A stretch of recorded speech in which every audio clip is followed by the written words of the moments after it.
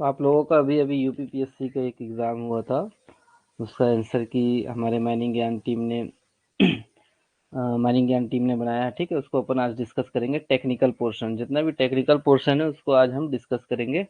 Okay, कि उसमें क्या है, सब अपना एक आंसर भी मिला सकते हैं और कुछ गलतियां हुई होगी तो वो भी अपने को पता चल जाएगा कि क्या गलती हुई है, और क्वेश्चन डिस्कस करने से आगे के एग्जाम में भी क्या होगा, हमारा फायदा होगा। ओके, तो अपन आज इसको अपन डिस्कस करेंगे कि यूपीपीएससी का जो एग्ज़ाम था उसमें जो भी हमारे क्वेश्चंस आए थे उनको हम डिस्कस करेंगे आज के इस सेशन में। चलिए, देखिए ये सब तो नॉन टेक्निकल पोर्शन है जो राम सर आपका डिस्कस करेंगे, और जो टेक्निकल पोर्शन है उसको हम डिस्कस करेंगे आज के इस सेशन में। तो आपका ये सबसे पहला सवाल क्या था? बकेट। जो हमारा शाफ्ट सिंकिंग में बकेट होता है वो कौन कौन सा यूज होता है? Okay, bucket use in shaft sinking operation. Shaft sinking में बकेट कौन सा यूज होता है? तो वो किबल होता है। इसको आप इस तरीके से भी सॉल्व कर सकते थे कि कैप्स क्या होते हैं सिंकिंग, अपने वाइंडिंग में कैप्स क्या होते हैं, सेफ्टी डिवाइसेस होते हैं। ठीक है, सेफ्टी डिवाइसेस, इसको आप इस तरीके से भी। स्कैफोल्ड क्या होता है? जो एक हम प्लेटफॉर्म जैसा बनाते हैं उसको स्कैफोल्ड बोलते हैं। तो ये तो आंसर नहीं हो सकता था। ठीक है, कैप्स आप सेफ्टी डिवाइस होता है, ये भी आंसर नहीं हो सकता है। ये शूट जो वर्ड है ये मेटल माइनिंग में यूज होता है, इसलिए ये भी आंसर नहीं हो सकता है। इसलिए किबल क्या होता है? एक डोलचा जैसा रहता है। ओके, एक ऐसा डोलचा जैसा रहता है जिसको हम शाफ्ट के नीचे भेजते हैं और उसमें मिट्टी निकाल कर बाहर आता है। ठीक है, तो ये 51 का आंसर क्या था? किबल। इसको आप इस तरीके से सॉल्व कर सकते थे कि कैप्स नहीं हो सकता, शूट नहीं हो सकता, स्कैफोल्ड नहीं हो सकता, तो किबल आपका आंसर रहेगा। तो 51 का आंसर था ए। ओके, अब देखिए 52 नंबर जो है, 52 नंबर क्या कहता है कि if the fore bearing of a line A B is 35 degree and that of line B C is 15 degree. ठीक है, तो included angle between the line हमें फाइंड करना है। तो इस तरीके का क्वेश्चन सॉल्व करने के लिए सबसे अच्छा चीज क्या होता है? आप डायग्राम बनाएं। डायग्राम क्या बना सकते हैं कि ए बी है। ठीक है, ए बी का फोर बियरिंग दिया है, तो हम क्या करेंगे, इस तरीके से डायग्राम बनाएंगे। कितना दिया है? 35 डिग्री, मतलब यहाँ पास आएगा वो। तो ये हो गया ए, ये हो गया बी, ये 35 डिग्री हो गया। ठीक, ये 35 डिग्री हो गया। और क्या है? बीसी दिया है, हमारा बीसी दिया है 15 डिग्री। बीसी इस तरीके से 15 डिग्री दिया है। ठीक, ये हो गया 15 डिग्री। अब हमें निकालना क्या है ये भी देखना है। ए बी हो गया ये, और ये बीसी हो गया 15 डिग्री। अब हमें ये वाला एंगल निकालना है। ठीक है, ये सॉरी, हमें निकालना क्या था? ये वाला एंगल। इसको हम क्या करेंगे, ये वाला एंगल हमें निकालना था। ठीक है, तो इसको अपन देखिए कैसे सॉल्व करेंगे। इसको हम यहाँ पर सॉल्व करके अलग से दिखाते हैं। न्यूमेरिकल पोर्शन उम्मीद है सब बनाए होंगे, बहुत ही आसान न्यूमेरिकल था ये। तो देखिए, ये क्या सर्वे का क्वेश्चन है। इस तरीके से जब भी इसको सॉल्व करेंगे तो अपन एक डायग्राम जैसा बनाएंगे। ठीक, ये हो गया ए बी। ए बी क्या बोला है? 35 डिग्री है, और बी सी आपका 15 डिग्री है। ठीक, ये 15 डिग्री बी सी, इसको डायग्राम से बहुत आसानी से बनता है। तो ये 35 अपने को पता ही है। और निकालना क्या था हमें? ये जो हरा वाला पोर्शन दिख रहा है, ये एंगल को हमें निकालना था। ठीक है, तो fore bearing of A B हमें 35 डिग्री पता है। Fore bearing of A B हमें 35 डिग्री पता है। तो back bearing of A B हमें नहीं पता चल जाएगा? ये वाला जो एंगल है ये बैक बियरिंग कहलाएगा। ठीक है, तो फोर बियरिंग जब आपका 35 डिग्री है तो बैक बियरिंग क्या कहलाएगा? बैक बियरिंग में अपन क्या करते हैं, जो भी दिया रहता है अगर 180 से कम है तो उसको 180 से प्लस कर देते हैं। ठीक, तो जब इसको प्लस करेंगे तो क्या आ जाएगा? 5 8 3 11, देखो 215। ये क्या आ गया हमारा? 215 डिग्री। निकालना क्या है? देखो हमें हरा वाला पोर्शन निकालना है। ठीक है, हरा वाला पोर्शन निकालना है, और हमारा ये ब्लू वाला पोर्शन आ गया 215 डिग्री। ओके, ये निकालना है और ये वाला पोर्शन आ गया 215 डिग्री। अब क्या करेंगे? 360 से 215 को माइनस करेंगे। यदि हम 360 से 215 को माइनस करेंगे तो ये वाला पोर्शन नहीं आएगा। 360 से 215 को माइनस करेंगे तो हमारा ये वाला एंगल आ जाएगा। ठीक है, ये वाला एंगल। तो क्या कर रहे हैं अपन, देखो 360 डिग्री से, 360 मतलब ये पूरा गोला हो गया। 360 डिग्री को 215 से जब माइनस करेंगे, 215 से माइनस करेंगे तो हमारा ये वाला एंगल आएगा, ठीक है, ये वाला एंगल आएगा। ये एंगल कैसे आ रहा है, देखो 10 में से 5 गया 5, 5 में से 1 गया 4, ठीक है, और ये 45 डिग्री। ये कितना आ गया हमारा 145 डिग्री। ओके, ये वाला जो एंगल है, ये वाला जो लाइन मैंने खींचा, ये 145 डिग्री आ गया। अब देखो सब कुछ मैं मिटा रहा हूँ, ठीक है, 145 डिग्री बचा, उसको बस रखेंगे, बाकी सब अपन मिटाएंगे। ये हटा दिए अपन, ठीक है। अब ये हरा निकालना है, और अपने को क्या क्या अवेलेबल है ये देखिए, हरा निकालना है अपने को, क्या क्या अवेलेबल है, ये 145 डिग्री पता है, और ये 15 डिग्री पता है। तो 145 और ये 15 को प्लस कर देंगे तो हरा वाला आंसर आ जाएगा। ठीक है, तो क्या किया अपन, 145 डिग्री प्लस 15 डिग्री किए, तो हमारा 160 डिग्री आंसर आया। सर एक बार समझा दीजिए, ये ज्यादा वो क्लियर नहीं हो रहा है क्या? एक बार और अच्छे से इसको समझाया जाए। 160 डिग्री कैसे आया, क्लियर हुआ आप लोगों को? देखो 160 डिग्री कैसे आया आप, ये हमारा इसका आंसर होगा डी। ठीक है, हमने क्या किया ये मैं बताता हूँ, हमने किया क्या, हमने ये किया कि ये जो भी हमारा दिया हुआ था, उसको हमने क्या किया, एक मिनट पर एक बार शुरू से बड़ा डायग्राम बना के बताता हूँ कि किया क्या मैंने। ठीक है, क्लियर है, आगे बढ़े। एक डायग्राम बना के बस बता दे रहा हूँ, सॉल्यूशन आपको मिल जाएगा। ठीक है, ये था 35 डिग्री और ये था 15 डिग्री। ठीक है, तो हमने क्या किया, ये 35 से बैक बीरिंग निकाल लिया, ये वाला एंगल, तो ये वाला एंगल को 360 से माइनस करेंगे तो ये वाला एंगल मिलेगा। ठीक है, ये वाला एंगल, तो इसको और इसको प्लस कर देंगे तो ये बड़ा सा एंगल मिल जाएगा। यही हमने किया। ओके, नहीं अगर नहीं समझ में आया, एक बार रिकॉर्डेड वीडियो देखेंगे आपको क्लियर हो जाएगा।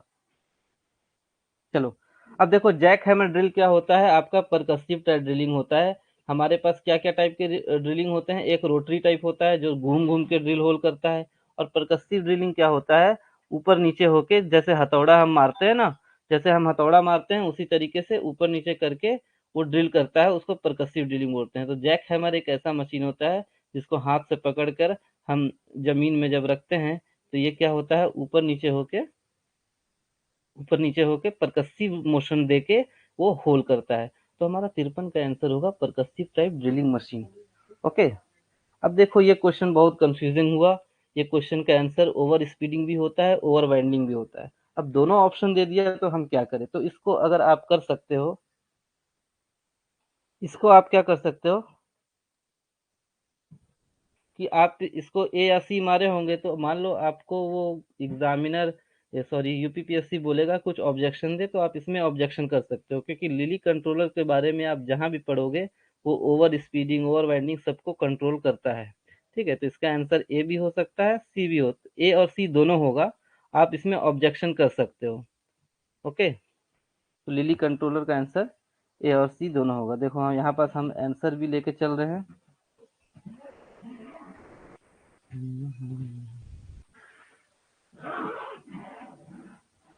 हम्म, ठीक है, अब देखो ये मेटल माइनिंग का क्वेश्चन था, name a copper ore mineral from the following, इनमें से कॉपर ओर का मिनरल कौन सा है। ठीक है, इनमें से कॉपर ओर का मिनरल कौन सा है, तो कॉपर ओर का मिनरल है कैल्सोपाइराइट। कैल्सोपाइराइट क्या है, आपके कॉपर ओर का मिनरल है कैल्सोपाइराइट।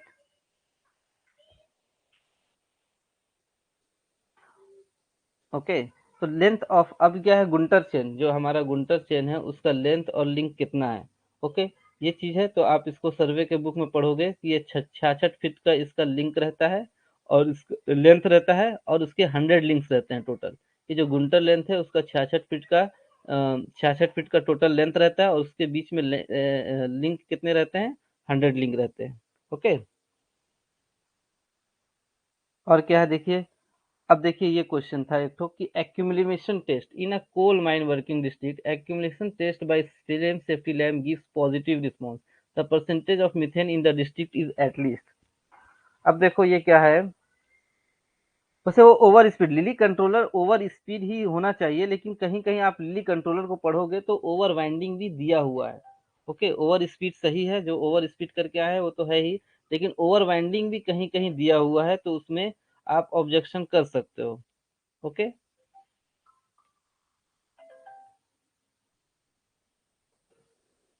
ये हो जाएगा। और क्या है आपका देखिए, 66 फीट लंबा, 100 लिंक्स हो गए। अब ये था क्वेश्चन, ठीक है। इसमें एक्यूमुलेशन टेस्ट आप जहाँ भी पढ़ोगे तो क्या बोलता है कि अगर पॉजिटिव रिस्पांस दे रहा है तो उसका मतलब हमको क्या पता है कि 3% से मीथेन ज़्यादा है, ठीक है। जब भी एक्यूमुलेशन टेस्ट पॉजिटिव रिस्पांस देता है तो उसका मतलब होता है कि मीथेन जो है वो 3% से ज़्यादा है। तो अपन उसको यहाँ ऑप्शन में 3% नहीं दिया है तो 3% से ज़्यादा का ऑप्शन क्या है, 3.5 मान के चलेंगे अपन कि 3.5% हमारा मीथेन है। क्लियर। अब देखो एक न्यूमेरिकल आया, एक न्यूमेरिकल ये आया कि रॉक मैकेनिक्स का न्यूमेरिकल है कि बाई एक्सियल स्ट्रेस फील्ड दिया है, वर्टिकल स्ट्रेस आपका 10 एमपीए दिया है, पॉइजन रेशियो 0.2 दिया है, तो हॉरिजॉन्टल स्ट्रेस निकालना था। तो इसका देखो ये फॉर्मूला होता है रॉक मैकेनिक्स में कि ये म्यू जो लिखा है, ये म्यू क्या होता है, पॉइजन रेशियो, ठीक है। Poisson ratio by 1 minus Poisson ratio is equal to horizontal stress by vertical stress. जब इसको करेंगे तो देखो ये म्यू क्या है आपका 0.2, ठीक है। पॉइजन रेशियो आपको कितना दिया है 0.2 by 1 minus 0.2 is equal to horizontal stress हमें निकालना है, ठीक है। वर्टिकल स्ट्रेस हमारा 10 एमपीए दिया हुआ है, वर्टिकल स्ट्रेस 10 एमपीए दिया हुआ है। जब इसको क्रॉस मल्टीप्लीकेशन करेंगे, जब इसको क्रॉस मल्टीप्लीकेशन करेंगे तो देखियो 10 इंटू 0.2 क्या हो जाएगा 2 बाई 1 माइनस 0.2 मतलब 0.8 इज इक्वल टू ये हॉरिजॉन्टल हमें निकालना है। तो इसको जब और सॉल्व करेंगे तो हमारा आंसर आएगा 2.5, ठीक है। हमारा आंसर कितना आएगा 2.5 हमारा आंसर आएगा। 58 का आंसर क्या है देखिए 2.5 हमारा आंसर आएगा। तो हमारा फॉर्मूला देखिए क्या है, फॉर्मूला हमारा ये है। जब अगर हमें सिंपल सा क्वेश्चन था put the formula get the answer, ठीक है। बस हमें फॉर्मूला याद रहना चाहिए था। Mu by 1 minus mu is equal to sigma H by sigma V, मतलब horizontal stress by vertical stress. अगर हमें ये फॉर्मूला याद होता तो ये आसानी से ये क्वेश्चन बन जाता। आंसर आएगा 2.5। ओके, क्लास के बाद इसको खुद भी सॉल्व करके देख लेंगे आप लोग। अब देखो ये क्या है, डेकिंग डिफिकल्टी। आपके ना बहुत से क्वेश्चन एनसीडे से भी आए हैं, ठीक है। एनसीडे में ये सारे क्वेश्चंस क्या है, एज इट इज ये ऑप्शन के साथ ये सारे ये 59 क्वेश्चन है आपका एनसीडे बुक में, एज इट इज यही क्वेश्चन दिया हुआ है। To overcome the decking difficulties in Koepe winder, decking मतलब जो हमारा केज को रखने का जो प्लेटफॉर्म रहता है उसको डेकिंग डिफिकल्टी को हटाना है, ठीक है, कि हमारा प्लेटफॉर्म में अच्छे से केज आए। तो इसका क्या आंसर है, हिंज प्लेटफॉर्म। ये एज इट इज आपका एनसीडे का उठा के दे दिया है। ओके, आप एनसीडे पढ़ेंगे तो ये सब मिल जाएगा। अब ये तो इजी सा क्वेश्चन था कि coal seams are normally found in, कौन से रॉक में कोल सीम पाया जाता है, तो सेडिमेंट्री रॉक में है, ठीक है। सेडिमेंट्री रॉक इसलिए पाया जाता है, एक मिनट यार बच्चों का कॉल आ रहा है क्यों, ठीक है। हिंज प्लेटफॉर्म इसका आंसर है। अब क्या है सेडिमेंट्री रॉक, सेडिमेंट्री रॉक क्या होता है, लेयर में रहता है, ठीक है। जो मिट्टी बह के आती है और लेयर में जमा हो जाती है तो उसको क्या बोलते हैं हम, सेडिमेंट्री रॉक। तो हमारा कोयला भी कैसा पाया जाता है, लेयर में पाया जाता है। तो इसी से पता चलता है कि कोल सीम किस किस चट्टान में पाया जाता है, तो सेडिमेंट्री रॉक में आपका कोल सीम पाया जाता है। ओके, तो आपका आंसर रहेगा sedimentary rock. Which one of the following is a notifiable diseases as per CMR. तो देखिए इसमें और इसमें कंफ्यूजन हुआ होगा आप लोगों को, कफ फीवर तो देख के ही समझ में आ रहा है कि आंसर नहीं है, इसमें इसमें कंफ्यूजन हुआ होगा। एक मिनट ना, एक स्टूडेंट का बार बार फोन आ रहा है। हेलो, आकाश से बात करो आप, ठीक है, मैं क्लास ले रहा हूँ, आकाश से बात करो। हाँ हेलो। ठीक है, तो ये क्या था आपका, ये सिलिसोसिस नाइस्टैगमस में कंफ्यूजन हुआ होगा, लेकिन आपका आंसर सिलिसोसिस है, ठीक है। ये ये डस्ट से आपके लंग्स डिसीज होता है ये, ठीक है। नाइस्टैगमस आपका इनसफिशियंट लाइट में जब हम काम करते हैं ना तो ये नाइस्टैगमस होता है, इसको नोटिफाइड डिसीज नहीं दिया गया है। ओके, तो हमारा आंसर क्या रहेगा, थैलिसोसिस। अब ये क्वेश्चन एक आया था, ये डीजीएमएस का एक नोट, डीजीएमएस का आप सर्च करोगे तो उसमें ये सब दिया हुआ है कि एक्स कैटेगरी का एक्सप्लोसिव का मैगजीन है, यदि एक्स कैटेगरी का एक्सप्लोसिव का मैगजीन है तो उसका डिवेलिंग हाउस से कितना दूरी रहेगा, यदि उसका कैपेसिटी 150 केजी है तो इसका आंसर आप डीजीएमएस का साइट में इसको सर्च करोगे तो आपको ये 45 मीटर मिल जाएगा। उसमें साफ साफ दिया गया है कि दो मैगजीन अगल बगल हैं तो उसका कितना दूरी होना चाहिए, 10 मीटर होना चाहिए। और मैगजीन का डीवेलिंग हाउस ये सब से कितनी दूरी होनी चाहिए, तो 45 मीटर आपका दूरी होना चाहिए। Okay. Reportable injuries, reportable injuries क्या है, आप 72 घंटा से ज़्यादा अगर 72 घंटे से ज़्यादा अगर एब्सेंट होते हैं तो आपको रिपोर्टेबल इंजरी कहलाता है। इसमें तो आप लोग सब इससे सब पढ़ के ही गए होंगे।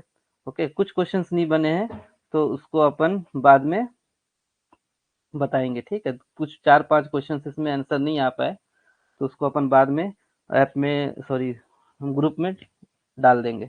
तो room and pillar method of mining is applicable for, ठीक है। रूम और पिलर कहाँ एप्लीकेबल होगा, शैलो डिपॉजिट में आपका room and pillar method of mining applicable होगा। ये देखिए शैलो डिपॉजिट में आपका room and pillar mining applicable रहेगा, ठीक है। अब क्या है, पीटीएन, ये भी आप लोगों ने एक्सप्लोसिव वाला क्वेश्चन अच्छे से पढ़ा होगा, एक्सप्लोसिव वाला क्वेश्चन पोर्शन अच्छे से पढ़ा होगा। तो पीटीएन का फुल फॉर्म होता है पेंटा एरिथ्राइटोल ट्राइनाइट्रेट। ओके, तो ये एक्सप्लोसिव में साफ साफ पीटीएन का फुल फॉर्म दिया होगा। इसमें देखिए ये क्वेश्चन जो था, ठीक है, इसमें होल डाया हमारे बुक में दिया है, hole dia 60 metre, core dia 40 metre दिया है, ठीक है। लेकिन 40 मीटर वाला ऑप्शन नहीं है। और एक हमारे बुक में ये 54 मिलीमीटर भी दिया हुआ है। एक और डाया बी एक्स का, एक डाया क्या है 60 मीटर है, और कोर डाया आपका 54 मीटर है, 40 मीटर होना चाहिए यहाँ ऑप्शन में, लेकिन ये ऑप्शन कहीं नहीं है। इसलिए अपन इसको 54 मिलीमीटर को ही मान के चलते हैं, क्योंकि आप बुक में पढ़ोगे तो बी एक्स साइज का जो ड्रिलिंग होल रहता है उसमें आपका 54 मिलीमीटर का भी एक डाया दिया हुआ है, ठीक है। तो इसको आप इस बी का आंसर मान के चलते हैं, क्योंकि हो सकता है प्रिंटिंग मिस्टेक, वैसे ये 40 होना चाहिए। ओके, 40 होता है भाई, ये 42 नहीं 40 होता है। लेकिन आप जब इसको पढ़ोगे ना, बी एक्स साइज का जब होल को पढ़ोगे, तो एक 54 मिलीमीटर भी कुछ लिखा हुआ है। तो आंसर ये दोनों में से कुछ, दोनों ले सकते हैं, ठीक है। आपको 40 होता है, लेकिन आपको ये चीज मैं बता दूं, ये 42 नहीं 40 होता है, ठीक है। अब ये आंसर भी ले सकते हो, ये आंसर भी ले सकते हो। अब वो यूपीपीएससी क्या लेगा उस पर डिपेंड करेगा। ओके, क्योंकि ये 42 क्या है, 40 के आसपास चैलेंज कर सकते हैं बिल्कुल। ये कोर डाया आपका 40 होता है, ये आप ध्यान में रखिए। क्लियर है, तो इसको आप चैलेंज कर सकते हो, बिल्कुल चैलेंज ही करिए, क्योंकि भाई ये कंफ्यूज कर दिया। अब आप 40 के आसपास 42 देख के इसको भी मारे होगे, ठीक है। 42 नियरेस्ट है, तो ये, लेकिन आंसर तो हमारा 40 है, तो ये चैलेंज वाला क्वेश्चन है, आप इसको चैलेंज कर सकते हो। देखो आरक्यूडी का सिंपल सा क्वेश्चन था। आरक्यूडी में क्या होता है, 10 सेंटीमीटर से बड़े जितने भी होल रहते हैं उन सबको सम करके टोटल लेंथ ऑफ रन से डिवाइड कर देते हैं। तो हमारा कितना है, 10 सेंटीमीटर से बड़े क्या क्या है, देखो ये सब 10 सेंटीमीटर से छोटे हैं, ठीक है, क्योंकि मिलीमीटर में दिया है। मिलीमीटर में दिया है मतलब ये सारी चीजें क्या है, 10 सेंटीमीटर से बड़े हैं। 2, 3, ये 70 नहीं है, ठीक है। 300, 103, 107, 151, 155, तो इन सब को जब प्लस करेंगे, और 2 मीटर है उसको मिलीमीटर में हमको कन्वर्ट करना पड़ेगा, तो नीचे क्या करेंगे, मिलीमीटर में कन्वर्ट करेंगे। तो 2 मीटर को सेंटीमीटर में करेंगे तो 100, मिलीमीटर करेंगे तो 1000। ओके, और बाकी सबको इनको मिलीमीटर में ही रहते हैं, क्योंकि हमने इनको इसको मिलीमीटर में कन्वर्ट कर दिया है। इसलिए ये 175, 254, 279, 173, ये सारे क्या है, 10 सेंटीमीटर से बड़े हैं।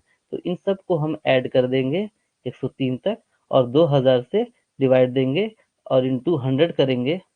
आरक्यूडी का फॉर्मूला आप सबको पता होगा, तो आंसर हमारा 90 आएगा। ओके, 67 का आंसर हमारा क्या आएगा, 90। क्लियर है, क्या करना है हमें, 10 सेंटीमीटर से जितने भी बड़े वाले हैं, बस ये ध्यान देना है कि ये 2 मीटर था, उसको मिलीमीटर में कन्वर्ट कर देंगे, 2000 मिलीमीटर हो जाएगा। और बाकी ये ऊपर है एज इट इज मिलीमीटर में ही रख देंगे।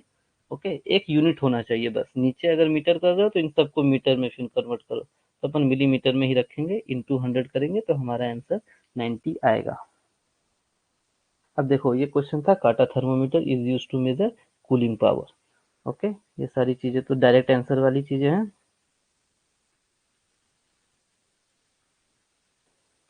अब 69 का क्या है, which type of clay is most widely used eight drilling mud. 10 millimetre से ज़्यादा वालों को लेना है बॉस, कम वाले को नहीं लेना है, ठीक है। उल्टा भी कंफ्यूजन होके लोग 10 मिलीमीटर से नीचे वालों को ले लेते हैं, लेकिन 10 मिलीमीटर से ऊपर के जितने भी वैल्यूज हैं उन सबको लेना है, ठीक है। Which type of clay is most widely used as drilling mud, तो ये आपका क्या होगा आंसर, बेंटोनाइट क्ले, ठीक है। कौन सा वाइडली यूज ड्रिलिंग मड में, कौन सा वाइडली यूज होता है हमारा, बेंटोनाइट क्ले ड्रिलिंग मड में वाइडली यूज होता है। फ्रैक्चर क्लीवेज, देखो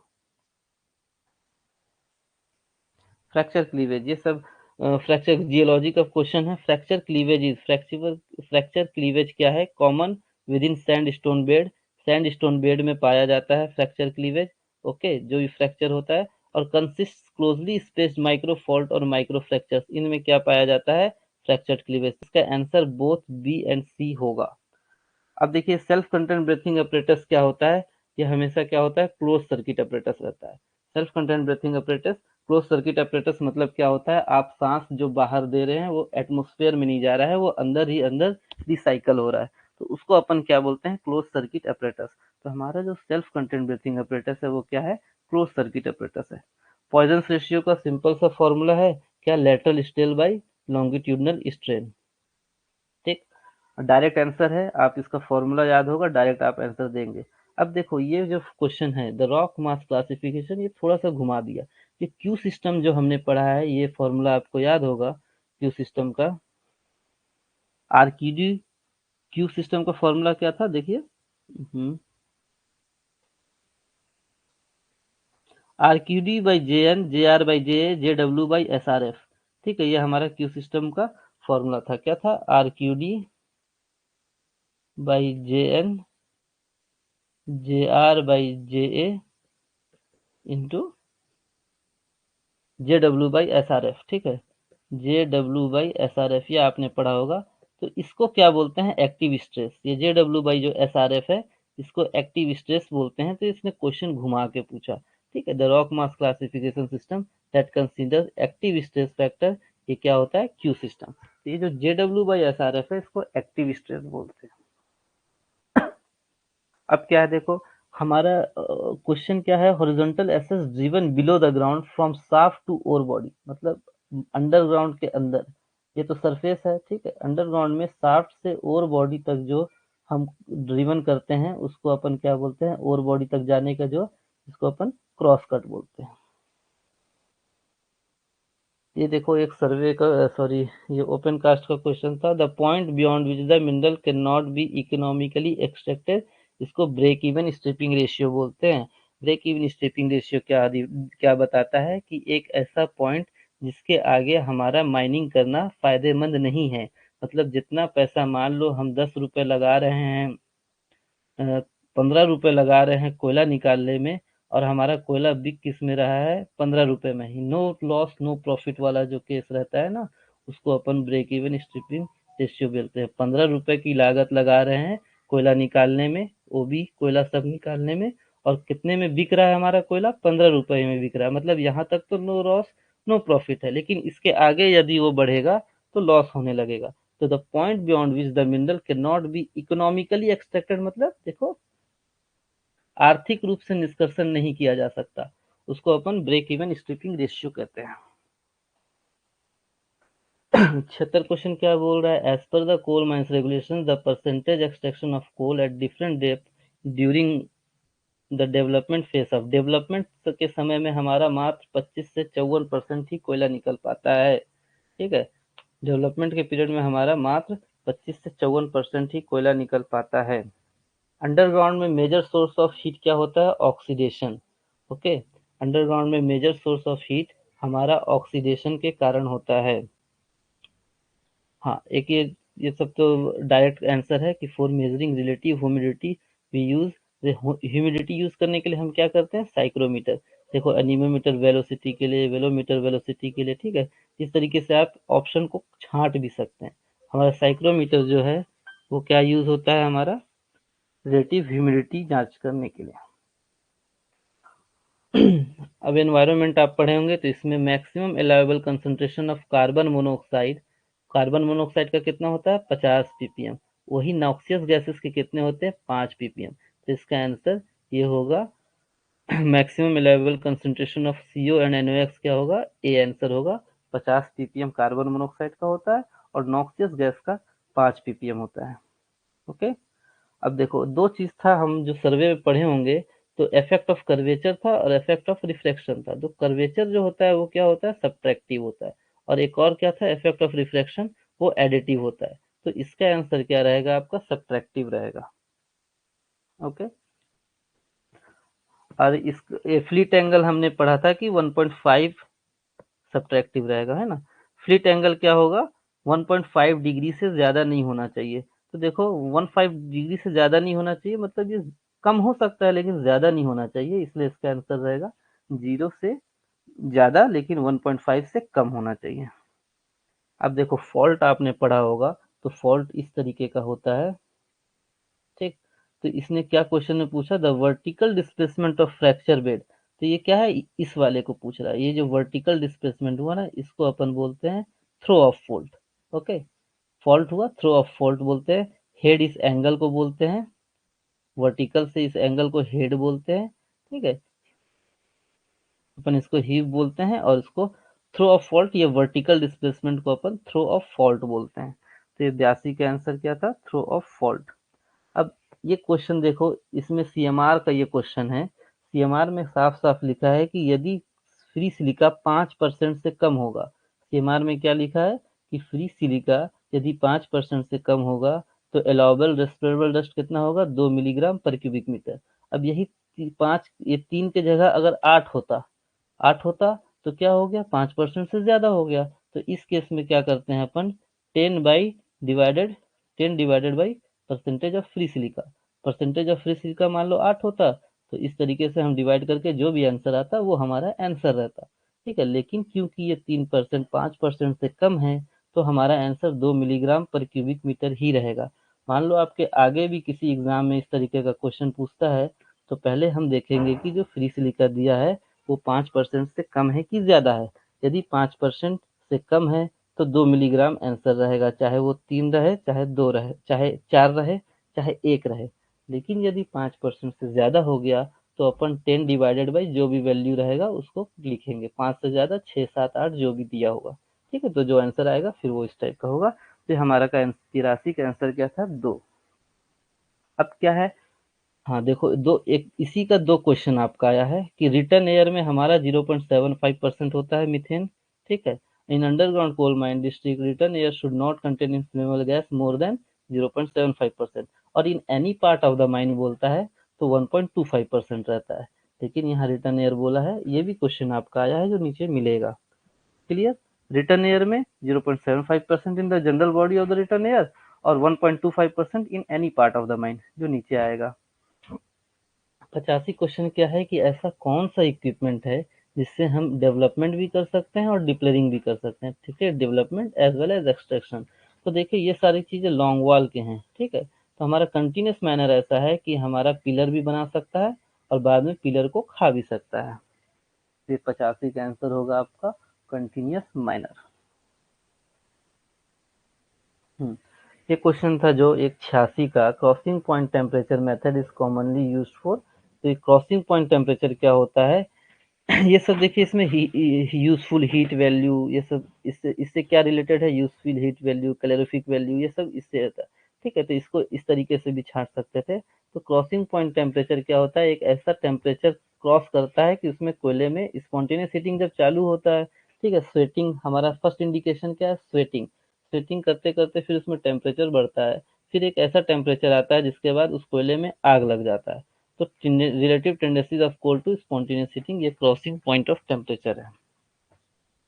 ब्लैक डैम का मेन कॉम्पोजिशन क्या होता है, कार्बन डाइऑक्साइड प्लस नाइट्रोजन, ठीक है। नाइट्रोजन ज्यादा रहता है, कार्बन डाइऑक्साइड कम रहता है, तो उसको CO2 प्लस N2 बोलते हैं। ओके, कहाँ तक पहुंच गए हम, यहाँ तक, CO2 प्लस N2। अब क्या है, size range of coal dust particles producing most violent explosion, मतलब कौन सा कोल डस्ट का साइज सबसे ज्यादा एक्सप्लोसिव रहेगा, ठीक है। जितना ज्यादा फाइन रहेगा उतना ज्यादा वो एक्सप्लोसिव रहेगा। तो द साइज रेंज कितना, सबसे फाइन क्या है, 0.5 टू 1 क्यूबिक मीटर, 1 माइक्रोमीटर आपका होल का डस्ट का साइज रहेगा तो सबसे ज्यादा वो एक्सप्लोसिव रहेगा। पाइटेट ट्यूब से हम क्या नापते हैं? Static pressure. ये सब देखिए डायरेक्ट किसका क्वेश्चन है? एनसीडे का क्वेश्चन। वैसे आपने पढ़ा भी होगा, ये सब एनसीडे का क्वेश्चन उठा के डायरेक्ट डाल दिया। तो पाइटेट ट्यूब हमारा किस लिए काम आता है? स्टैटिक प्रेशर को नापने के लिए काम आता है। अब 90 क्वेश्चन क्या है? Which one of the following the most likely mode of slope failure for the waste dump. जो हमारा वेस्डम मतलब ओबी में जो होता है वो सबसे ज्यादा सबसे कॉमनली कौन सा फेलियर होता है? ठीक है, तो इसको प्लेन फेलियर सबसे ज्यादा हमारा ओबी में होता है। सब लेवल इंटर देखिए, ये क्वेश्चन हम 91 नंबर नहीं बना है, इसको बाद में व्हाट्सएप में अपडेट कर दिया जाएगा कि इसका आंसर क्या है। ठीक है। The permissible noise level in India industrial क्या है? वार्निंग लिमिट क्या है? 85 dBA। 85 dBA हमारा क्या होगा? परमिसिबल नॉइज लेवल इंडिया के इंडस्ट्रीज में होता है। ओके। जैसे हमारा कोल था कि सेडिमेंट्री रॉक में पाया जाता है, तो उसी तरीके से बसाल्ट जो है, ये जो बसाल्ट है वो किस में रॉक में पाया जाता है? इग्नियस रॉक में पाया जाता है। ओके। ये हमारा सीएमआर का डायरेक्ट क्वेश्चन है कि minimum distance between two shaft incline outlet of mines, two shaft incline और आउटलेट्स ऑफ माइन, तो 13.5 मीटर आपका आंसर रहेगा। सीधा सीधा ये सीएमआर का क्वेश्चन है।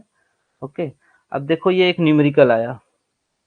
ये न्यूमेरिकल देखो बहुत ही आसान था।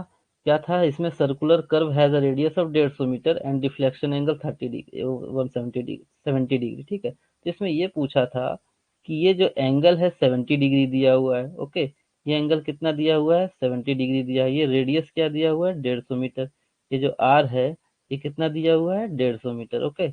अब निकालना क्या था? The length of curve. ये वाला जो पोर्शन है ना, ये लेंथ निकालना था। ठीक है, ये लेंथ ऑफ कर्व निकालना था आर्क का। तो उसका फॉर्मूला क्या होता है? कि थीटा बराबर length of arc by radius होता है। ठीक है, ये हमें निकालना है। रेडियस दिया है, थीटा दिया है, तो सिंपल सा क्या था? इस आर्क का लेंथ निकालना है, तो इसको हम आर्क लेंथ ऐसे लिख देते हैं। थीटा हमारा 70 डिग्री है और रेडियस इधर जाके क्रॉस मल्टीप्लीकेशन होगा, तो रेडियस क्या है आपका? 150 मीटर।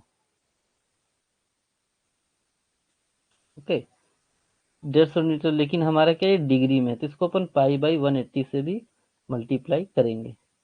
ओके, क्योंकि हमें लेंथ निकालना है। ठीक है, ये डिग्री में है इसलिए पाई बाई 180 से भी मल्टीप्लाई करेंगे, तो हमारा आंसर क्या आएगा? 95 का 183 हमारा आंसर आएगा। क्लियर हो रहा है? ये हमारा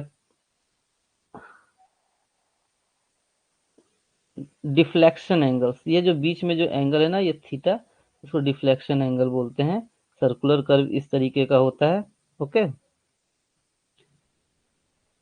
ये डिफ्लेक्शन एंगल, दो आर्क मतलब ये क्या हो? डिफ्लेक्ट हो रहा है, यहाँ से क्या हो रहा है? यहाँ तक जो डिफ्लेक्ट हो रहा है उसके एंगल को डिफ्लेक्शन एंगल बोलते हैं। ये आपका आर्क का लेंथ निकालना था। फॉर्मूला क्या था आपका? थीटा बराबर आर्क का लेंथ बाई रेडियस। ठीक है, रेडियस दिया है, थीटा दिया है, लेकिन पाई बाई 180 से मल्टीप्लाई करेंगे क्योंकि ये डिग्री में है और हमारा वैल्यू मीटर में आएगा। क्लियर हो गया? ये फॉर्मूला से आपका आंसर आ जाता।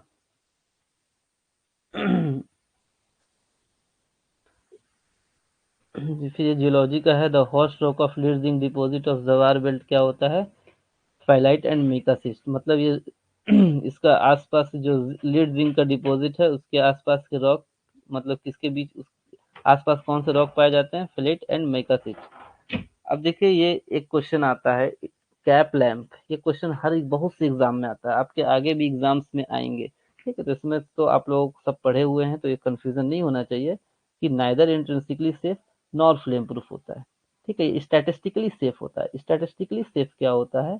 कि जैसे आपके घर में एक फ्यूज वायर आपने देखा होगा। ठीक है, इस तरीके का कैप लैंप में वायर लगा रहता है कि इसमें कोई फॉल्ट होता है तो ये फ्यूज वायर कट जाता है। इसको अपन क्या बोलते हैं? Statistically safe operators. इसलिए इसको क्या है? ये नाइदर इंट्रिंसिकली सेफ है नॉर फ्लेम प्रूफ है।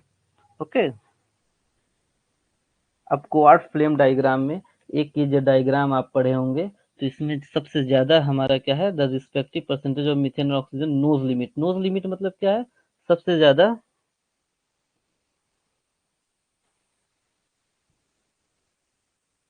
अच्छा, वेस्ट डंप वाला सर्कुलर फेलियर दिया है एनसीडे में। अच्छा ठीक है, वेस्ट डंप वाले को हम एक बार और अच्छे से देख लेंगे, फिर उसको व्हाट्सएप में अपडेट कर देंगे यदि सर्कुलर फेलियर होगा तो। ओके, अब देखो ये नोज लिमिट क्या होता है। नोज लिमिट मतलब सबसे ज्यादा प्रभावशाली, सबसे घातक, है ना। नोज लिमिट मतलब सबसे घातक। तो इसमें आप ये हमेशा से देखिएगा, आगे भी एग्जाम होगा तो कंफ्यूजन मत कीजिएगा। जब मीथेन से डबल होना चाहिए ऑक्सीजन, लगभग डबल, ठीक है। लगभग ये 6 है, 6 का डबल 12 होता है, ठीक है। मीथेन से डबल जब ऑक्सीजन रहेगा तो वो उसका नोज लिमिट रहता है, ठीक है। सर्कुलर अपन मान के चलते हैं, सर्कुलर फेलियर ही रखिए, ठीक है। उसको प्लेन नहीं होगा, सर्कुलर होगा, प्लेन का, ठीक है। उसको सर्कुलर फेलियर मानिए कि कॉमनली सर्कुलर फेलियर होता है। ओके, क्वाड डायग्राम हम पढ़ रहे थे कि मीथेन, मीथेन जब हमारा मीथेन ऑक्सीजन जो है वो मीथेन का डबल होगा तो वो सबसे ज्यादा घातक होता है। ये दिमाग में डाल के रखिए। बाकी ऑप्शन में देखिए डबल कहीं नहीं दिख रहा है, ये 6 दूनी 12 लगभग दिख रहा है। तो जब ऑक्सीजन मीथेन का डबल होता है तो वो सबसे घातक हो जाता है। इसलिए हमारा आंसर क्या होगा, 5.8 to 12.1। The method of computing area by subdividing plot into triangles, मतलब आपका बहुत बड़ा प्लॉट है तो उसको क्या करेंगे अपन, इस तरीके के ट्रायंगल में बांट देंगे। ओके, इस तरीके के ट्रायंगल में बांट देंगे तो इसका आंसर रहेगा work of big nature. Okay, plot को हम ट्रायंगल में बांट देते हैं। हाँ, मोस्ट कॉमन ब्लास्टिंग कट क्या होता है, वेज कट हमारा सबसे ज्यादा अंडरग्राउंड में कॉमन है कि वेज कट से हम माइनिंग करते हैं। Floor area of first aid room आपका 10 मीटर स्क्वायर होता है, और एक तो 14 मीटर स्क्वायर आप लोगों को याद होगा किसका होता है, ये टेस्ट शेल्टर का होता है। ओके, तो फ्लोर एरिया स्पेस ऑफ किसका है, फर्स्ट एड रूम का क्या है, 10 मीटर स्क्वायर।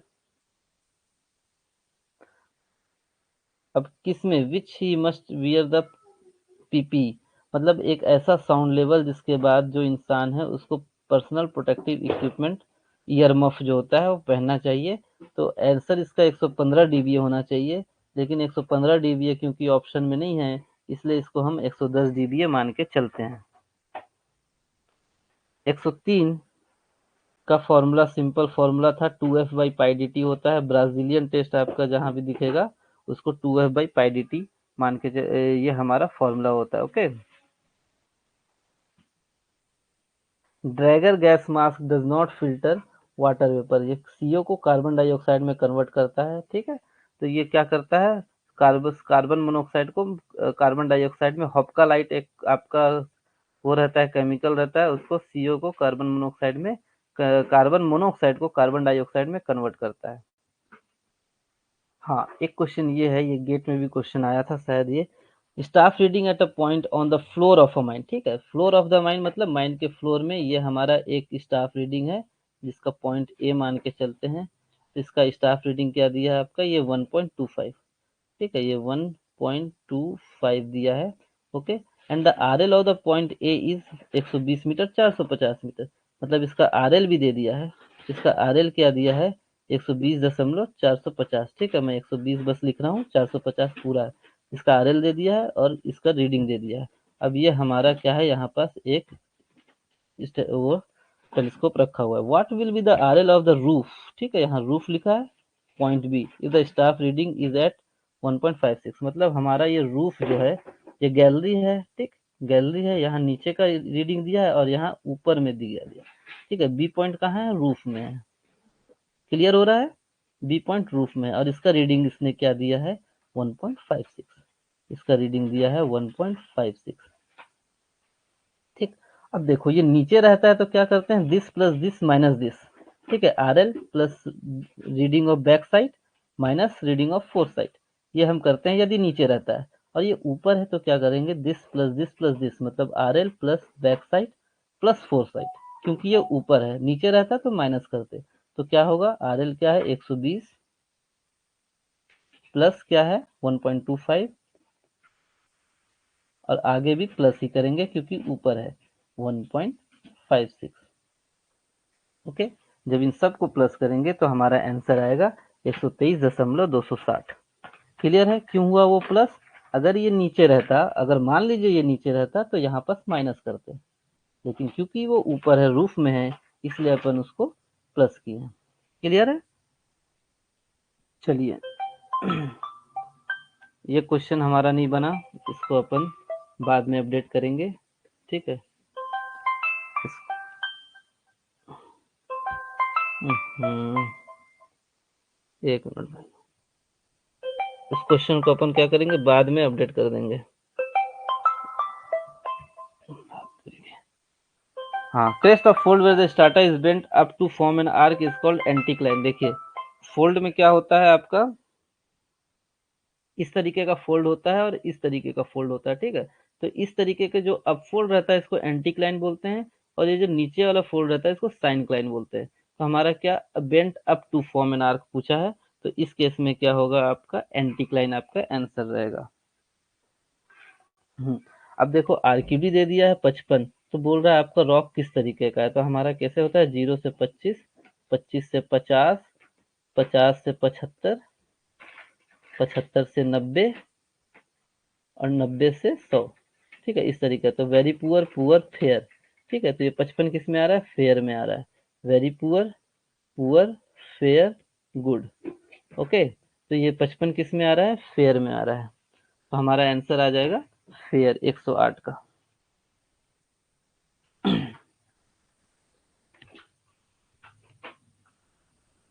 चलिए अब देखो एक और न्यूमेरिकल आ गया आप लोगों का। ये न्यूमेरिकल क्या है, इसमें पावर निकालना है, ओके। इसमें क्या निकालना है आप लोगों को, पावर निकालना है। तो पावर का फॉर्मूला क्या होता है, इनपुट पावर। ये जो इनपुट पावर निकालना है इसका फॉर्मूला क्या होता है, वाटर पावर, डब्ल्यू पी लिख दे रहा हूँ मैं, divided by efficiency, okay. Water power divided by efficiency इसका इनपुट पावर का फॉर्मूला रहता है। तो वाटर पावर मीन्स ऊपर में क्या क्या डिवाइड हो, मल्टीप्लाई होगा, टोटल हेड आपका 100 मीटर है, ठीक है, इंटू 2100 लीटर पर मिनट। मतलब इसका यहाँ पास मैं सॉल्यूशन दे रहा हूँ, ठीक है। क्या होगा, 100 मल्टीप्लाई होगा इंटू 2100 पर मिनट मीन्स 60, ठीक है। पर मिनट लिखा है इसलिए 60 से डिवाइड हो गया। और क्या होगा, ये ग्रेविटी से मल्टीप्लाई होगा 9.8, ठीक है, डिवाइडेड बाई क्या हो गया, ये एफिशिएंसी, दो ठो एफिशिएंसी दिया है, एक 70% एफिशिएंसी या 90% एफिशिएंसी। तो इसको 0.7 इंटू 0.9, जब इसको मल्टीप्लाई करोगे आप तो आपका आंसर आ जाएगा 109 का आंसर क्या आया, 54.5 किलोवाट, ओके। ये सी आपका आंसर रहेगा। तो कुल मिला के क्या है, नीचे एफिशिएंसी को हम डिवाइड करेंगे और ऊपर जो है, नीचे एफिशिएंसी को डिवाइड करेंगे, नीचे एफिशिएंसी को डिवाइड करेंगे और ऊपर जो है हेड और ये जो अपना लीटर पर मिनट और ये ग्रेविटी, इन सबको मल्टीप्लाई करेंगे तो आपका आंसर आ जाएगा सी 54.5, ओके। ये हो गया। अब क्या है, जियोथर्मल ग्रेडियंट, ये सबको रटा हुआ था कि the rate of increase in temperature with depth, जैसे जैसे हम नीचे जाते हैं तो टेम्परेचर बढ़ता है, किसके कारण, जियोथर्मल ग्रेडियंट के कारण बढ़ता है। जो हमारा रो फॉलेज है, मेन रो फॉलेज है, वो डायरेक्ट रो फॉलेज को भी हम मेन रो फॉलेज की तरह यूज कर सकते हैं। एक मिनट ना, फोन आ रहा है।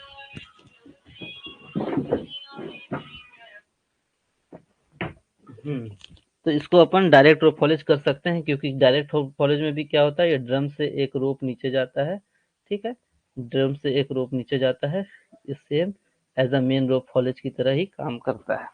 अब क्या है, एसिड रेन, ये एसिड रेन का सबको पता होना चाहिए कि सल्फर डाइऑक्साइड और नॉक्सियस गैस हमारा एसिड रेन है। लेवल क्या नहीं कर सकता है, देखो वर्टिकल एंगल लेवल नहीं नहीं कर सकता है। लेवल जो हमारा जो इंस्ट्रूमेंट है उससे हम वर्टिकल एंगल नहीं निकाल सकते हैं। ये सारे लेवलिंग कर सकते हैं, कंटूरिंग कर सकते हैं, लेकिन वर्टिकल एंगल नहीं निकाल सकते हैं, ओके। अंडरग्राउंड मेटल माइनिंग में जो horizontal part of the stove, roof and upper level में क्या रहता है, उसको क्राउन पिलर बोलते हैं, ओके। और ये हमारा देखो, ये जो ड्राई बल्ब टेम्परेचर और वेट बल्ब टेम्परेचर जब बराबर हो जाता है तो जो रिलेटिव ह्यूमिडिटी है, आरक्यूडी वाला लॉन्ग लिए हैं क्या, रिलेटिव ह्यूमिडिटी क्या है 100%, जब हमारा वेट बल्ब टेम्परेचर और ड्राई बल्ब टेम्परेचर बराबर हो जाता है तो रिलेटिव ह्यूमिडिटी उस केस में 100% हो जाता है। ये क्वेश्चन आपका गलत है, इसको आप वो कर सकते हैं, क्या नाम है, ये गलत है क्योंकि आपका वेलोसिटी का देखो क्या दिया है, 2 क्यूबिक मीटर पर सेकंड। यदि इसको मीटर पर सेकंड लेके भी चल रहे हैं तो भी इनमें से कोई भी आंसर नहीं आ रहा है, इसलिए ये क्वेश्चन को आप वो कर सकते हो। ठीक है, ये क्वेश्चन गलत है, वेलोसिटी मीटर पर सेकंड में होता है। वो रॉन्ग नहीं है, हम लोग को रॉन्ग लिखवाया गया है।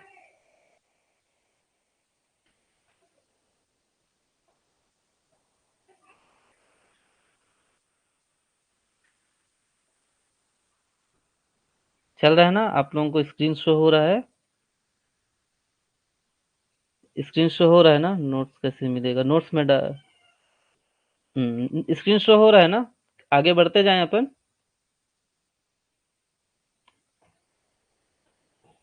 ठीक है, देखो 117 क्वेश्चन क्या था, अनचार्ज होल्स, जो हमारे कुछ होल्स को हम क्या करते हैं, अनचार्ज छोड़ देते हैं। उन होल्स को अनचार्ज क्यों छोड़ते हैं? फेयर ही होगा भाई वो, आप 0 से 25 ऐसे याद कीजिए ना, 0 से 25, 25 से 50, 75, 90, 100, ठीक है, very poor, poor, fair, good, ऐसे जाएंगे। तो अनचार्ज होल क्या होता है, कुछ होल्स को हम एक्सप्लोसिव नहीं डालते हैं, क्यों नहीं डालते हैं? उससे क्या हमें फ्री फेस मिलता है। ओके, ये हमारा सीएमआर का क्वेश्चन है कि वेट वर्ल्ड टेम्परेचर किसी भी वर्किंग प्लेस में क्या होना चाहिए, 33.5 डिग्री सेल्सियस से ज़्यादा नहीं होना चाहिए। और एक और लाइन था उसमें कि 30.5 से ज़्यादा होता है तो उसका वेलोसिटी ऑफ एयर हम भेजते हैं 1 मीटर पर सेकंड करके, ऐसा कुछ लिखा हुआ था। ठीक है, तो इसका आंसर 33.5 डिग्री होगा, वेट वर्ल्ड टेम्परेचर। ठीक है, अब द मिथेन परसेंटेज देखो, एक था रिटर्न एयर में 0.75 था, और in general body of air में क्या होगा, 1.25%। ओके, दो चीजें होती है। जीपीएस का बेसिक कंसेप्ट क्या है, ट्राइलेट्रेशन हमारा जीपीएस का बेसिक कंसेप्ट है। और ये देखो हैंड हेल्ड अपरेटस, जो इलेक्ट्रिसिटी रूल में हैंड हेल्ड अपरेटस में क्या होगा, 125 वोल्ट इसका आंसर होगा। ओके, 125 वोल्ट इसका आंसर होगा हैंड हेल्ड अपरेटस। और टेलीफोन वगैरह जो सिग्नल वगैरह है उसमें 30 वोल्ट होता है, ये सब आप पढ़े होगे। ओके, तो इसका आंसर क्या हो गया आपका, 125 वोल्ट।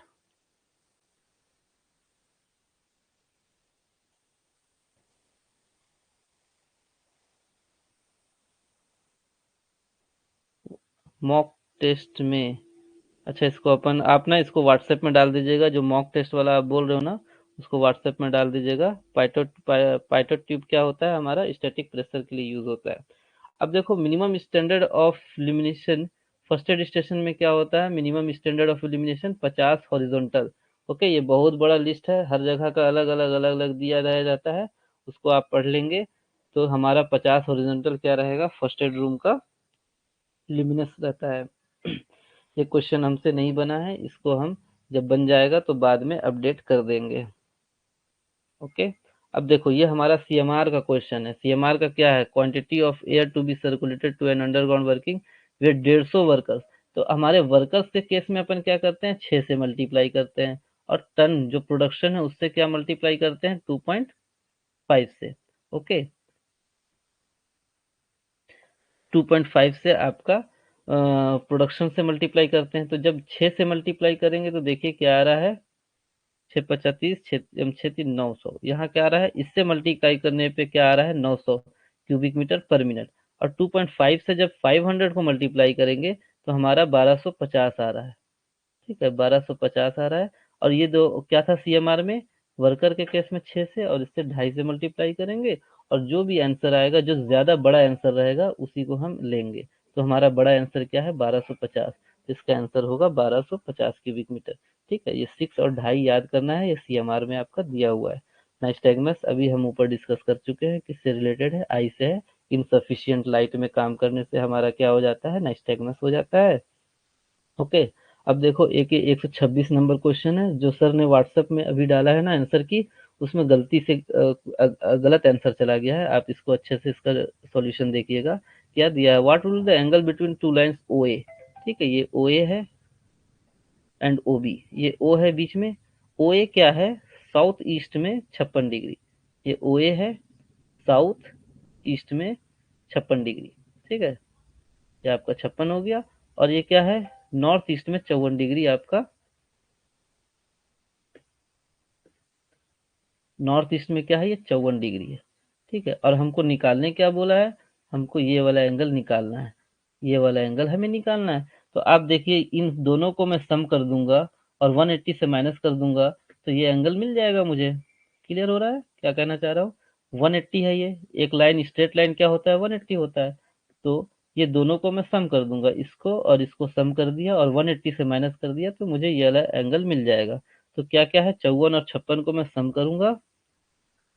देखो बहुत लोग 54 56 सम करेंगे और आंसर ले आएंगे 110 और टिक मार के आगे बढ़ जाएंगे, लेकिन इसको 180 से माइनस करेंगे तभी ये आंसर आएगा। ठीक है, इसको 180 से जब माइनस करेंगे तो क्या आएगा आपका आंसर, डी। तो 126 का मैंने यहाँ अपडेट कर दिया है शायद, 126 का आंसर क्या आएगा, डी। क्लियर है क्या हुआ, ये यहाँ 70 इसका आंसर आएगा।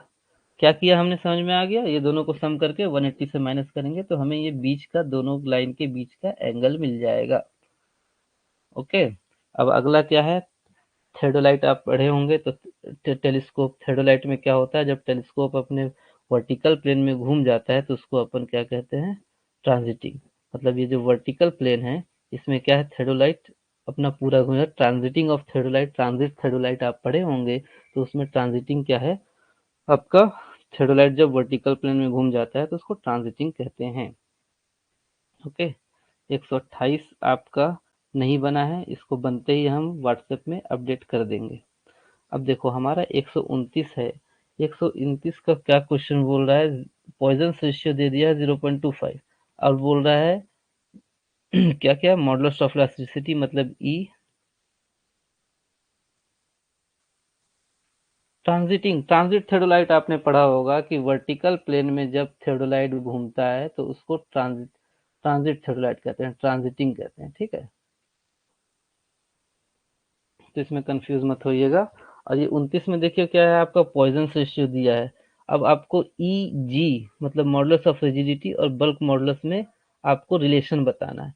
ठीक है, तो आपको फॉर्मूला से, ये तो डायरेक्ट कहीं आप पढ़े हैं तो डायरेक्ट आपको पता होना चाहिए कि ई is greater than K is greater than जी होता है। ठीक है, या तो फॉर्मूला आप याद है तो बहुत अच्छी बात है, E is equal to 2g 1 plus mu होता है। ठीक है, E is equal to 3k 1 minus 2 mu होता है। ठीक है, म्यू क्या है, पॉइजन रेशियो, जो 0.25 आपको दिया, जब इसको आप वैल्यू पुट करेंगे तो देखेंगे कि ये रिलेशन आएगा कि ई सबसे बड़ा आएगा, उसके बाद के आएगा, जी आएगा। ठीक है, तो ये फॉर्मूला अगर याद है तो म्यू के जगह में आप डालेंगे तो कुछ E is equal to something आएगा, ये फिर दोनों इक्वेशन को इक्वेट करेंगे तो आपका फाइनली क्या आएगा, E is greater than K is greater than G. Okay. ये तो सबको पता ही होगा कि स्टिंग डैम्प H2S होता है, व्हाइट डैम्प CO होता है, ब्लैक डैम्प CO2 होता है, फायर डैम्प CH4 होता है। तो इसका आंसर बताइए क्या होगा, P का 2, ये दोनों में से एक हो सकता है। अब क्या है, Q का 1 दोनों में दिया है, R का 3, R का 4 आंसर है, तो आंसर हमारा B हो जाएगा। ओके। हाँ, बेल्ट कन्वेयर में स्नप पुली का फंक्शन क्या होता है, एनसीडे का उठाया हुआ question, increase angle of wrap. Snub pulley क्या होता है, मान लीजिए आपका यहाँ पास एक बेल्ट आया, फिर ये जो बेल्ट घूमता है तो यहाँ पास एक छोटा सा पुली देते हैं ताकि बेल्ट अपना ढीला ना पड़े, तो एंगल ऑफ रैप बढ़ाता है ये स्नप पुली। ठीक है, इसको क्या बोलते हैं अपन, स्नप पुली बोलते हैं। 131 हो गया, 32 क्या है, हाँ, जब एयर और मिनरल एक ही डायरेक्शन में जब फ्लो करते हैं तो उसको होमोट्रोपल बोलते हैं। लेकिन इसने क्या पूछा है, अपोजिट डायरेक्शन में यदि फ्लो हो रहा है तो क्या होगा, तो हमारा आंसर होगा एंटीट्रोपल। सेवरिटी इंडेक्स से हमें क्या पता चलता है, एक्सीडेंट प्रोनेस ऑफ माइंस, मतलब उस माइंस में कितने एक्सीडेंट होते हैं। ठीक है, माइंस एक्सीडेंट बहुत ज्यादा होता है कम होता है, तो सेवरिटी इंडेक्स से हमें एक्सीडेंट प्रोनेस ऑफ माइंड होता है, उसके फॉर्मूला में ये दोनों यूज होता है, serious injury rate, reportable injury rate, ये सारे क्या होते हैं उसके फॉर्मूला में यूज होते हैं। Severity index accident proneness of mind बताता है। द एंगल ऑफ एनसीडे आप सर्च कर सकते हैं, एनसीडे एक बुक है, उससे बहुत सारे क्वेश्चंस एग्जाम्स में आते हैं। ओके। आप माइनिंग की है पूरा, उसमें ऑब्जेक्टिव बुक है, पूरा ऑब्जेक्टिव दिया हुआ है, उसमें बहुत सारे क्वेश्चंस हर टॉपिक से अलग अलग दिया हुआ है। तो एंगल ऑफ ड्रॉ है, एंगल ऑफ ड्रॉ सब्सिडेंस में क्या बताता है कि एक्सटेंस ऑफ सरफेस सब्सिडेंस, मतलब कहाँ तक सरफेस में सब्सिडेंस का एक्सटेंट हुआ है। ठीक है, तो ये बताता है angle of draw. Which pump works on positive displacement principle. एक मिनट ना, आकाश का फोन आ रहा है। हाँ आकाश, हाँ मैं बताता हूँ, क्लास ले रहा हूँ अभी। शाम रात में ही का ना, 8:30 बजे। हम्म।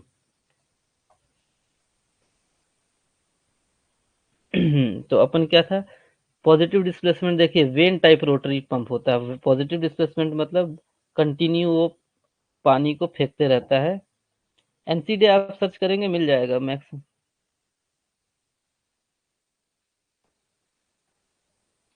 एनसीडी भी आपका मिल जाएगा। आप ये जो है वेन टाइप रोटरी, एक मिनट ना मेरा चार्जर चार्ज लगा लूं, ये तो बंद हो जाएगा laptop.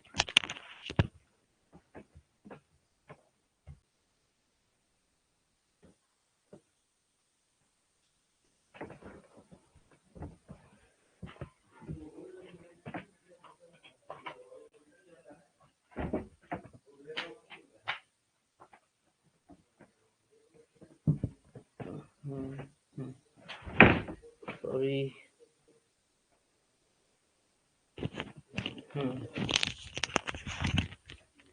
When type rotary pump. Positive displacement मतलब क्या होता है, कंटिन्यू पानी फेंकता रहता है। तो वेन इस तरीके के जो पंप में लगे रहते हैं, तो ये क्या करेगा, कंटिन्यू करता है। तो वेन टाइप रोटरी पंप आपका क्या है, पॉजिटिव डिस्प्लेसमेंट प्रिंसिपल है। ठीक है। हबका लाइट किस में यूज होता है, पॉजिटिव डिस्प्लेसमेंट मतलब कंटिन्यू पानी छोड़ रहा है। रोटो पंप क्या होता है, देखो इस तरीके का पंप आगे पीछे होता है। ठीक है, पिस्टन। तो क्या होता है, पानी एक बार जाता है फिर रुक जाता है। लेकिन वेन टाइप रोटरी पंप में क्या होता है, कंटिन्यूअस आपका पानी ऊपर फेंकते रहता है। उसको पॉजिटिव डिस्प्लेसमेंट बोलते हैं। हबका लाइट किस में यूज होता है, गैस मास्क में। MnO2, MnO2 plus Cu2O, CO। ठीक है, MnO प्लस CO, ये आपका हुक्का लाइट किसमें यूज होता है, गैस मास्क में। ये केमिकल क्या करता है, कार्बन मोनोऑक्साइड को कार्बन डाइऑक्साइड में कन्वर्ट करता है। ठीक है, MnO प्लस CO आपका हुक्का लाइट का फॉर्मूला होता है, MnO2 प्लस CO2। तो ये आपका क्या होता है, कार्बन मोनोऑक्साइड को। CO डिटेक्टर भैया, हुक्का लाइट आपका रेस्क्यू ऑपरेटर्स में यूज होता है। CO डिटेक्टर क्या है, कार्बन मोनोऑक्साइड को डिटेक्ट करने का एक वो मशीन है। हुक्का लाइट रेस्क्यू apparatus में यूज होता है। उसका काम होता है कार्बन मोनोऑक्साइड को कार्बन डाइऑक्साइड में कन्वर्ट करना। तो CO डिटेक्टर तो बिल्कुल नहीं है। डिटेक्टर आप वर्ड से देखिए क्या है, ये मिथेनोमीटर जैसा एक चीज है जो कार्बन मोनोऑक्साइड को डिटेक्ट करता है। और हुक्का लाइट का क्या काम होता है, कार्बन मोनोऑक्साइड को कार्बन डाइऑक्साइड में कन्वर्ट करता है, जो कि गैस मास्क में पाया जाता है। ठीक है, इसमें कंफ्यूज मत होइएगा, CO डिटेक्टर तो बिल्कुल नहीं होगा। विच type of fire extinguisher is not use in case of fire in electrical services. हाँ, फायर एक्सटिंग्विशर किस में यूज नहीं होता है, हॉपका लाइट डिटेक्टर। कहाँ यार, आप ना रेस्क्यू का अच्छे से पढ़ेंगे गैस मास्क को, तो उसमें आपको हॉपका लाइट मिल जाएगा, जिसका फॉर्मूला ये होता है। और ये रेस्क्यू apparatus में ही यूज होता है। ठीक है। अब देखो, इसका फोम एक्सटिंग्विशर हम इलेक्ट्रिक में यूज नहीं करते हैं, क्योंकि फोम क्या होता है, उसमें electricity good conductor of electricity होता है, इसलिए अपन इलेक्ट्रिक फायर में फोम एक्सटिंग्विशर यूज नहीं करते हैं। Okay. A texture made of anhedral crystal is 138। आपका देखिए क्या था, मेटल माइनिंग का ये क्वेश्चन है। एल्लोट्रोमॉर्फिक। ठीक है, एल्लो टायोमॉर्फिक आपका texture made up of anhedral crystal क्या होता है। हाँ, CO2 करते हैं। लेकिन हमारा क्वेश्चन क्या पूछा था, कौन सा यूज नहीं करते हैं। ठीक, क्वेश्चन क्या था कि कौन सा यूज नहीं करते हैं, तो हम फोम को यूज नहीं करते हैं। क्वेश्चन नॉट यूज लिखा है, इसलिए आपका आंसर फोम एक्सटिंग्विशर होगा। और करते कौन सा है, CO2 करते हैं। ओके। ये क्वेश्चन थोड़ा सा नहीं बना है, इसको अपन बाद में डिस्कस कर लेंगे।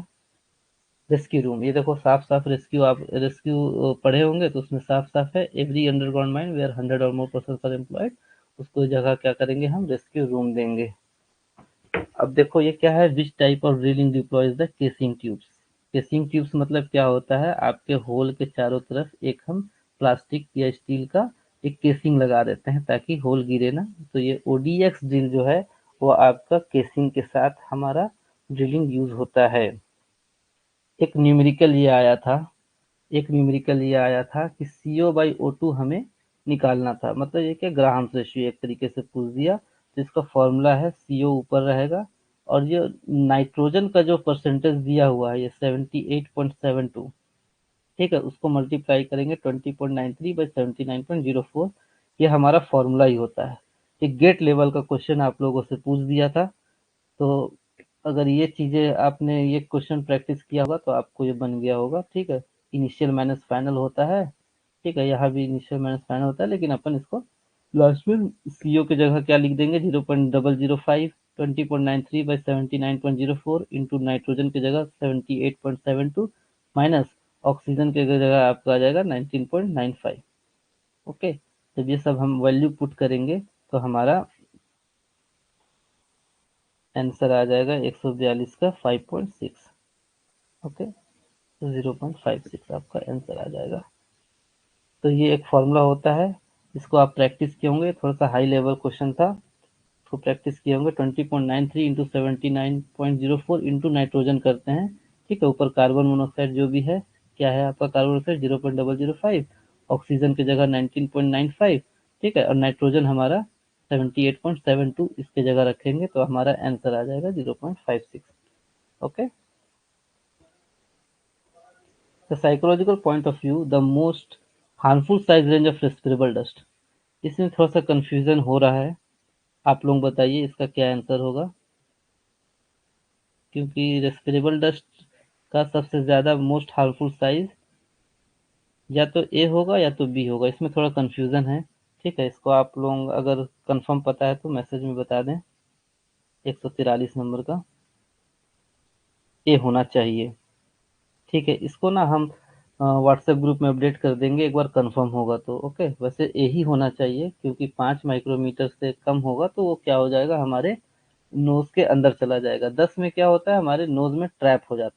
इसका आंसर ए ही होना चाहिए, थोड़ा कंफ्यूजन था इसलिए मैं डायरेक्ट नहीं बोला, ए होना चाहिए।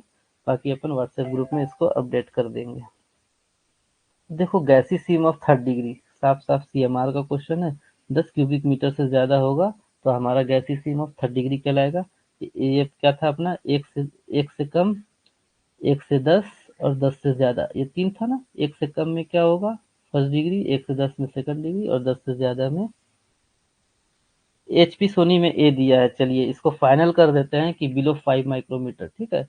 इसका आंसर ए फाइनल कर देते हैं। आंसर की में देख लीजिएगा आप लोग क्या दिया है। हाँ, 10 से अधिक सेटल डाउन हो जाता है, तो अपन रेस्पिरेबल डस्ट को ए मान के चलते हैं, 5 माइक्रोमीटर। ये हमारा सीएमआर का क्वेश्चन था। 10 क्यूबिक मीटर पर टन ऑफ कोल से ज्यादा रहेगा तो वो आपका 3rd डिग्री कहलाएगा, ठीक है। ये भी सीएमआर का क्वेश्चन है कि जब हम पिलर का एक्सट्रैक्शन कर रहे हैं तो ये 2 पिलर से आगे नहीं जाना है हमें, ठीक है। Splitting of pillar must not be done more than 2 pillar ahead of the pillar being extracted. तो हमें भी सीएमआर का साफ साफ क्वेश्चन था। आपने एक्सप्लोसिव पढ़ा होगा तो ये तो रटाया रहता है बच्चों को, 94:6 अमोनियम नाइट्रेट और फ्यूल ऑयल का रेशियो, ठीक है। एक ये जियोलॉजी का क्वेश्चन था, the geological age of Gondwana rock is believed to be during carboniferous to jurassic. How many person are essential for rescue, देखिए आपने रेस्क्यू का तो पढ़ा है, वो सिंपल सा 5 मिनिमम 6 मैक्सिमम, ये तो रटाया हुआ होगा आपको। अगर हाँ हिल या अंडर हिल में है हमारा कोयला, क्या है ये हिल के अंदर हमारा कोयला है, तो इस केस में हम क्या करते हैं, एडिट के थ्रू कोयले माइंस तक जाते हैं, ना कि इंक्लाइन के थ्रू। देखो एक न्यूमेरिकल ये है, ये थोड़ा सा आप लोगों को परेशान किया होगा शायद, ठीक है, थोड़ा हार्ड जैसा था। देखो, हाँ, अपन क्या है, ये केविंग हो गया, ओके। ये क्या हो गया, केविंग हो गया, ये वाला एरिया केविंग हो गया, ये थिकनेस है हमारा सीम का, ठीक। तो ये क्या है, एच, ये हाइट है, हाइट ऑफ केविंग एच बोलते हैं। ये टी क्या है, थिकनेस ऑफ सीम है। इसमें क्या है, हाइट क्या है, केविंग का हाइट और थिकनेस ऑफ सीम, इसका फॉर्मूला क्या होता है, ये जो थिकनेस ऑफ सीम, ठीक, क्या दिख शो हो रहा है, thickness of seam, okay, plus, plus क्या है, हाइट, हाइट क्या है, केविंग हाइट, केविंग हाइट हमारा क्वेश्चन में दिया हुआ है, देखिए, सॉरी थिकनेस दिया हुआ है 3 मीटर, केविंग हाइट हमें निकालना है, ओके, एच हमें निकालना है, तो ये हो गया एच हमें निकालना है, ये फॉर्मूला है टी प्लस एच, और हाइट ये निकालना है, और ये बल्किंग फैक्टर हमारा दिया हुआ है, ठीक है, बल्किंग फैक्टर क्वेश्चन में दिया हुआ है, तो इस फॉर्मूला में जब आप पुट करोगे वैल्यूज, तो थिकनेस ऑफ सीम क्या दिया है, 3 मीटर, ठीक है, इसको हम पुट करेंगे तो क्या हो जाएगा, 3 प्लस हाइट हमें निकालना है, केविंग हाइट हमें निकालना है, इज इक्वल टू, ये केविंग हाइट निकालना है इंटू क्या है, 1.3, 1.3 क्या है, बल्किंग फैक्टर, ये बल्किंग फैक्टर 1.3 है, ओके, तो अब जब इसको सॉल्व करेंगे तो क्या होगा, एच एच वाले एक साथ जाएंगे, मतलब ये यहाँ जाके माइनस होगा, तो 3 = 1.3 एच माइनस एच, ठीक, तो यहाँ 0.3 एच इज इक्वल टू 3, तो एच इज इक्वल टू क्या हो जाएगा, 3/0.3 मीन्स, इसको सॉल्व करेंगे तो हमारा आंसर आएगा 10, ठीक है, तो ये फॉर्मूला बस हमें क्लियर होना चाहिए, T plus H is equal to H into B F, तो ये जब हमें ये फॉर्मूला पता होता तो ये हमारा क्वेश्चन बन जाता, ओके, तो अच्छा क्वेश्चन पेपर सेट हुआ था, लेवल अच्छा भी था, ओके, 67 का रिपीट आंसर करते, क्वेश्चन अच्छा था, लेवल ठीक ठाक था, उतना आसान भी नहीं था और उतना हार्ड भी नहीं बोलेंगे, आप पढ़े हैं तो ये बड़ा अच्छा आपका पेपर गया होगा, उम्मीद करता हूँ। हम्म, इसको एक बार, अगर जो क्वेश्चंस आप लोगों को कंफ्यूजन होगा, एक बार रिकॉर्डेड क्लास देखेंगे, उसमें भी कुछ कंफ्यूजन रह गया। अच्छा, 67 आपको कंफ्यूजन है, 67 आरक्यूडी का जो है, उसमें आरक्यूडी आप पढ़े होंगे तो उसमें क्या कहता है कि 10 सेंटीमीटर से बड़े वाले कोर को हमें लेना है, ठीक है, 10 सेंटीमीटर से, सेंटीमीटर, और क्वेश्चन में क्या दिया है, मिलीमीटर, मतलब इसको सेंटीमीटर में कन्वर्ट करेंगे तो देखो 17.5, 25.4, ये सब 10 से बड़े हो गए, लेकिन इसको जब मिलीमीटर को सेंटीमीटर में कन्वर्ट करेंगे तो ये 8.8 आ रहा है, ठीक है, 8.8 सेंटीमीटर मतलब 10 सेंटीमीटर से कम है, ठीक है, ये सब क्या है, 10 सेंटीमीटर से कम है, इनको नहीं लेंगे, ये भी 10 सेंटीमीटर से कम नहीं, बाकी जितने भी 10 सेंटीमीटर से बड़े हैं उन सबको ऐड करेंगे और 2 से डिवाइड कर देंगे, तो आंसर हमारा 90 आ जाएगा, क्लियर, तो आप लोग इसको जो समझ में नहीं आया होगा, रिकॉर्डेड क्लास देख के एक बार और देख लें, जो कंफ्यूजन रहेगा व्हाट्सएप में आप अपडेट करेंगे, उसको हम दोबारा उसको बता देंगे। 117, 117 क्या है भाई का, 117 एक बार देख लेते हैं,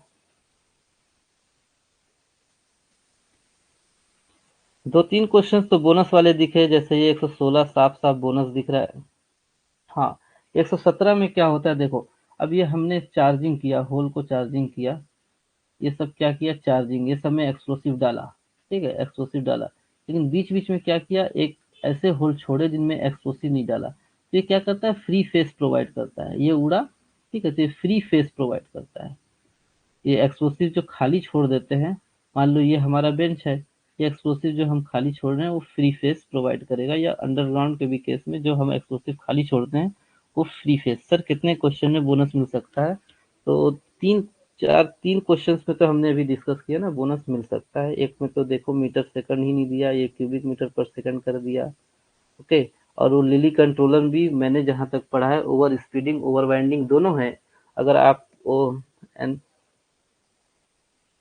तो आप उसको एक बार कर सकते हो, चलो ठीक है, लंबा क्लास हो जा रहा है, आप लोग इसको एक बार देख लेंगे, फिर कुछ कंफ्यूजन होगा व्हाट्सएप डाल में, ठीक है, ठीक है, थैंक यू।